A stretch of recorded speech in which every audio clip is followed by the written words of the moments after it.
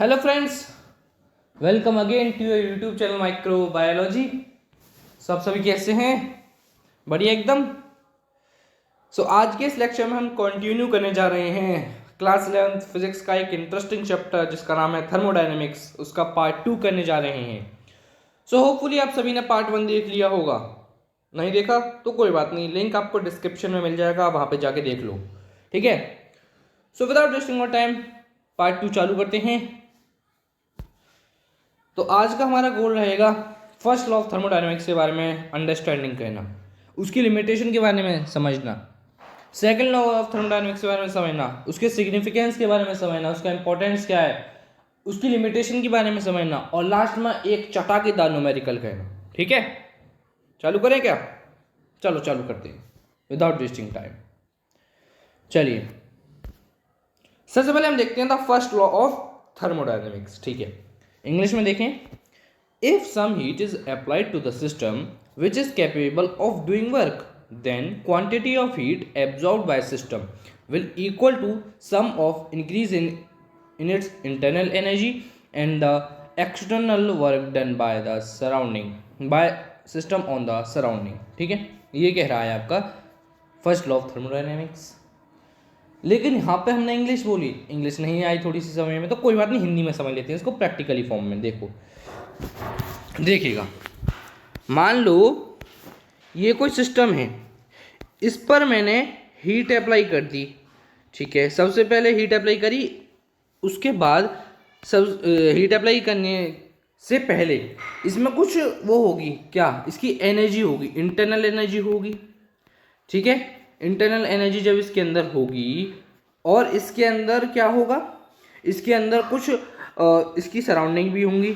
ठीक है, तो जब मैं हीट अप्लाई करूँगा ना सिस्टम पे, तो इसकी इंटरनल एनर्जी में चेंज होगा और इसकी सराउंडिंग में भी चेंज होगा। बस ये वाला बात कहता है आपका the first law of thermodynamics. ठीक है, इसको थोड़ा और अच्छी तरीके से समझते हैं। जब मैंने हीट अप्लाई करी तो चेंज इन इंटरनल एनर्जी और वर्क डन बाय सिस्टम, ये सिस्टम ही तो है। जब ये इस सिस्टम ने वर्क करा अपनी सराउंडिंग पर, वर्क डन जब करा अपनी सराउंडिंग पर, तो वो इक्वल होगा इस हीट के, इन दोनों का प्लस होगा इसके इक्वल, यानी ये heat is equals to change in internal energy and work done by system on surrounding. बस फर्स्ट लॉ ऑफ थर्मोडायनेमिक्स आपसे छोटी सी बात कह के गया, ये क्या कि डेल्टा क्यू बराबर है delta U plus delta W के। यहाँ पर डेल्टा क्यू क्या है, चेंज इन हीट Q2, यहाँ पे होंगी Q2 माइनस Q1, इसी तरीके से U2 minus U1 plus W2 minus W1। यहाँ पे U2 और U1 क्या है, इंटरनल एनर्जी ऑफ सिस्टम। ठीक है, तो बस आपसे फर्स्ट लॉ ऑफ थर्मोडायनेमिक्स से ही कहता है। ठीक है, इसकी स्टेटमेंट बस छोटी सी यही है कि delta Q is equals to delta U plus delta W। बस ये छोटी सी डेरिवेशन है इसकी। क्लियर? क्लियर है क्या मैं आगे बढ़ सकता हूँ? चलिए, धन्यवाद बोलने के लिए। देखते हैं इसकी लिमिटेशन कहाँ है, इसकी खामियां क्या हैं, ये कहाँ तक एप्लीकेबल है। सबसे पहले, it does not indicate the direction of heat. अरे हाँ, अभी मैंने आपसे कहा कि जब हमने इस पर हीट अप्लाई करी इस वाले सिस्टम पर, तो इसने तो ये नहीं बताया कि हीट कहाँ से अप्लाई होगी, कौन सी डायरेक्शन से होगी, इधर होगी, इधर से होगी, इधर से होगी, कहाँ से होगी। तो सबसे पहली दिक्कत तो इसकी यही होगी। सबसे अगली दिक्कत, इसने ये नहीं बताया कि does not tell about the condition under which heat can converted into mechanical energy. Mechanical energy में तो चेंज होगी, वो समझ रहे हो ना, हीट एनर्जी से मैकेनिकल एनर्जी में तो चेंज हो रही है वो, तो इसने ये भी नहीं बताया। तो ये इसकी दो गलती हो गई। तो यहाँ तक ये क्लियर हुआ, आप सभी को क्लियर है? चलिए चलते हैं आगे, आशा करता हूँ क्लियर होगा। आगे देखते हैं the second law of thermodynamics. ओ हो क्या आ गया ये, देखते हैं चलो इसे भी। The second law of thermodynamics समझते हैं। सेकंड लॉ ऑफ थर्मोडायनेमिक्स जो था वो दो साइंटिस्ट ने मिलकर दिया था। एक का नाम था केल्विन प्लैंक, एक का नाम था क्लॉसिस। दोनों को समझते हैं। पहले तो केल्विन प्लैंक की स्टेटमेंट समझते हैं, कहते क्या है सर हमारे। It is impossible to construct an engine which will produce no effect other than extracting heat from reservoir and performing an equilibrium amount of work. सही में आया? कुछ नहीं आया? चलो कोई बात नहीं, छोटी सी बात समझते हैं।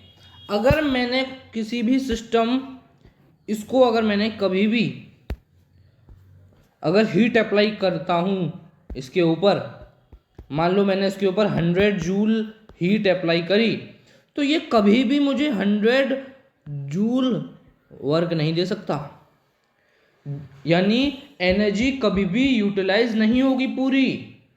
समझ रहे हो ना? अगर मैंने इस पे 100 जूल हीट अप्लाई करी तो 100 जूल ये कभी वो नहीं देगा मुझे वर्क डन। समझ रहे हो ना? तो बस इतनी बात कहता है कि केल्विन प्लैंक्स ने कहा था कि एनर्जी नेवर बी यूटिलाइज्ड, कभी भी वो पूरी तरीके से यूटिलाइज नहीं होगी। बस इतनी सी बात कहा उन्होंने। क्लॉसेस साहब ने क्या कहा? It is impossible for self acting machine unaided by external agency to transfer heat from one body to another at high temperature. वाह! इसने ये कहा कि अगर मान लो, आप एक छोटी सी बात समझो, आपके पास एक बढ़िया सी लैम्बोर्गिनी है, ठीक है? अच्छा, तो लैम्बोर्गिनी है, जब तक आप उसमें पैसे नहीं डालोगे यानी पेट्रोल के लिए, तो क्या वो चल देगी? बताओ, चलेगी नहीं चलेगी? नहीं चलेगी सर। तो बस क्लॉसेस ने ही कह दिया कि भाई साहब, जब तक तुम किसी भी मशीन पर इनपुट नहीं डालोगे तो वो तुम्हें जिंदगी में आउटपुट नहीं देगी। विदाउट इनपुट आउटपुट कहाँ से आएगा? बताओ। इनपुट डालूंगा तो आउटपुट तभी तो मिलेगा मुझे, कि ऐसे ही मिल जाएगा?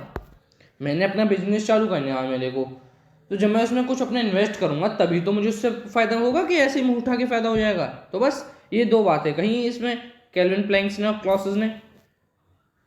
ठीक है, क्लियर है यहां तक आप सभी को? क्या मैं आगे बढ़ सकता हूं? चलिए बढ़ते हैं। अब इनका सिग्निफिकेंस देख लो भाई।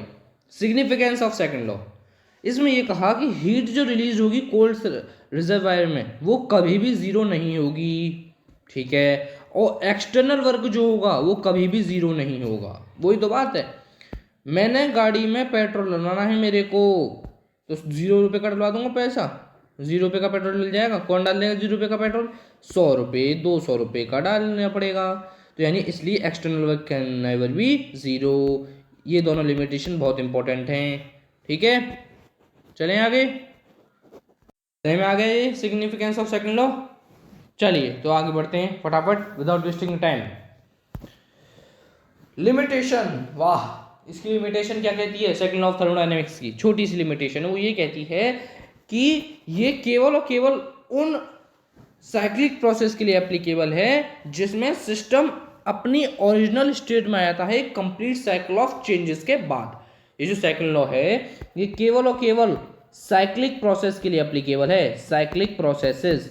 अब आप कहोगे आपने तो साइक्लिक प्रोसेस नहीं फर्स्ट पार्ट में बताया और नहीं सेकंड पार्ट में बता रहे, तो अब बताएंगे ना।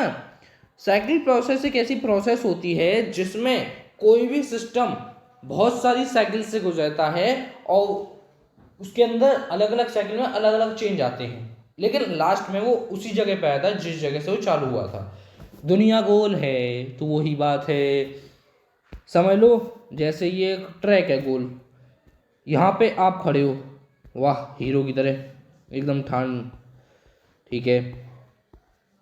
तो अब आपसे कहा जाए कि इस पर दौड़ लगाओ, तो दौड़ लगा के आपको यहीं पे मिलना है। तो बस ये साइक्लिक प्रोसेस एक बेस्ट एग्जांपल है इसका, ठीक है? तो ये केवल और केवल सेकंड लॉ ऑफ थर्मोडायनेमिक्स उसके लिए एप्लीकेबल है, साइक्लिक प्रोसेस के लिए, जिसमें आपका सिस्टम अपनी ओरिजिनल स्टेट में आता है कंप्लीट साइकिल ऑफ चेंजेस के बाद। समझ रहे हो? ये सही में नहीं आया, रेस ट्रैक वाला नहीं आया सही में, तो कोई बात नहीं यार, एक और बढ़िया सा एग्जांपल, ये तो आपने डेली लाइफ में करा होगा। सॉलिड, लिक्विड और गैस। सॉलिड को लिक्विड में कर सकता हूँ, लिक्विड को गैस में, गैस को लिक्विड में, लिक्विड को सॉलिड में। समझ रहे हो? बस खेल खत्म।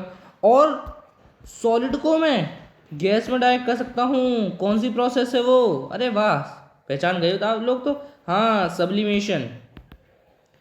Very good, fantastic.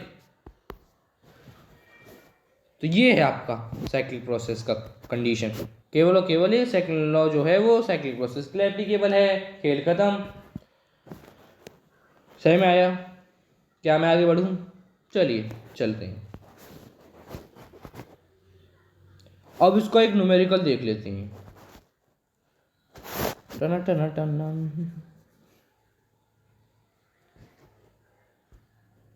तो आप कहोगे न्यूमेरिकल क्यों करा रहे हो सर? अरे न्यूमेरिकल के बिना तो फिजिक्स अधूरी होती है। तो अगर फिजिक्स है तो न्यूमेरिकल तो होंगे ही, चाहे एक न्यूमेरिकल हो। तो देखते हैं भाई क्वेश्चन क्या कह रहा है। 2 mole of isothermal expansion from 1 litre to 5 litre at 27 degree Celsius, find the amount of work done during expansion. यानी 2 मोल प्रेजेंट हैं आपके आइसोथर्मल एक्सपेंशन में, यानी आइसोथर्मल प्रोसेस में, जिसमें दो टाइप की दो वॉल्यूम दे रखी हैं। कौन कौन सी? एक दे रखी है 1 लीटर और एक दे रखी है 5 लीटर। ठीक है, समझना? ठीक है, आगे देखते हैं वो क्या कह रहे हैं फिर हमसे। वॉल्यूम एक तो हो गई 1 लीटर और एक हो गई 5 लीटर। ठीक है, दो वॉल्यूम। इसी तरीके से टेम्परेचर दे रखा है, क्या कितना दे रखा टेम्परेचर बताओ? बिल्कुल सही समझे, 27 डिग्री दे रखा है, लेकिन यहाँ पे मुझे केल्विन में चेंज करना है। तो क्या आएगा? तो इसमें दे रखे हैं हमें वॉल्यूम 1 लीटर 5 लीटर, मोल्स दे रखे हैं 2, टेम्परेचर दे रखा है 27 डिग्री सेल्सियस, लेकिन यहाँ पे केल्विन में चेंज करना है। तो 1 डिग्री में कितने केल्विन? 273। तो एक 27 में कितने? 300। तो वैल्यू इसका एक फॉर्मूला मैंने बताया था आपको पहले लेक्चर में, आई होप आपको याद होगा। याद है? वेरी गुड, बहुत बढ़िया। W is equals to -2.303 IT log P1 upon P2, परंतु P1 by P2 V1 upon V2 के इक्वल होता है। हम इसको काइनेटिक थ्योरी ऑफ गैसेस में समझेंगे अच्छी तरीके से। ठीक है, तो यानी ये समझो P1 अपॉन P2 बराबर होता है V1 अपॉन V2 के। तो यहाँ पे V1 अपॉन V2 लगाएंगे हम। देखते हैं भाई क्या है। W is equals to -2.303 IT log। अब आप कहोगे लॉग क्या है? लॉग एक फंक्शन होता है, जो मैथ वाले हैं वो बहुत जल्दी समझ जाएंगे। V1 upon V2। तो इसकी जब हम वैल्यू लगाएंगे इन सब में, हम इसको सॉल्व कर देंगे तो लगभग आंसर आएगा आपका 3457.97 जूल माइनस में। तो सॉल्व कर दो इसे, वैल्यू लगा दो आप सभी के सभी। ठीक है, तो क्लियर है क्या? क्लियर? तो friends, by this we have completed the thermodynamics concept. Hope you understand these points. If you have any doubt regarding this concept, so please comment on comment section. So मिलता हूँ बहुत जल्दी इस अगले lecture में एक नए कॉन्सेप्ट के साथ। तब तक के लिए be safe, be happy, keep supporting, keep loving. Bye bye everyone, bye bye. मिलता हूँ बहुत जल्दी, टेंशन ना लो। Bye bye.